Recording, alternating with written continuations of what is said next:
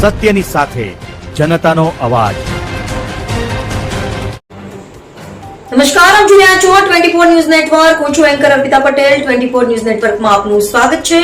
હવે જોઈએ અગત્યના સમાચાર।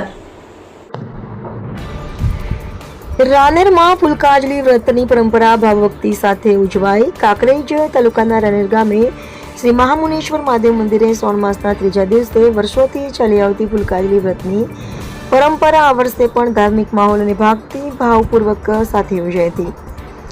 નાની બાળાઓએ ઉત્સાહપૂર્વક વ્રત કરી ભગવાન શિવની પૂજા અર્ચના કરી હતી। શ્રાવણ માસ ભગવાન શિવની આરાધના માટે વિશેષ મહત્વ ધરાવે છે। શ્રાવણ માસ દરમિયાન શિવ ભક્તો વિવિધ પ્રકારના વ્રત પૂજા અને ધાર્મિક અનુષ્ઠાન કરતા હોય છે। ત્યારે રાનેર ગામમાં પણ વર્ષોથી ચાલી આવતી ફૂલકાજલી વ્રતની પરંપરા આજે પણ જળવાઈ રહી છે। ખાસ કરીને નાની બાળાઓ આ વ્રત શ્રદ્ધાપૂર્વક કરે છે અને ભગવાન મહાદેવ પ્રત્યે પોતાની આસ્થા વ્યક્ત કરે છે।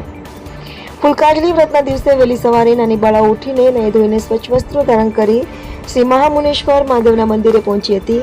મંદિરમાં પહોંચ્યા બાદ બાળાઓએ ભગવાન મહાદેવના શિવલિંગ સમક્ષ શ્રદ્ધાપૂર્વક પૂજા અર્ચના કરી હતી।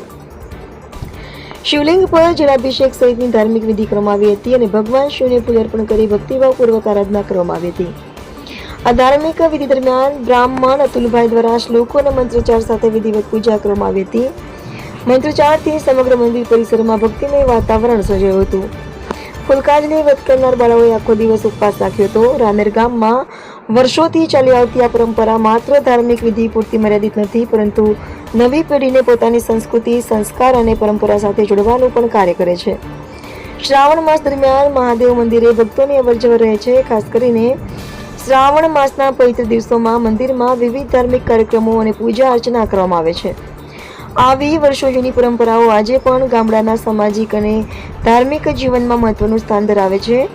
વડીલો પાસેથી મળેલી પરંપરાને નવી પેઢી આગળ ધપાવે તેવા આ પ્રકારના ધાર્મિક પ્રસંગો ગામની સંસ્કૃતિ અને એકતાને પણ મજબૂત બનાવે છે।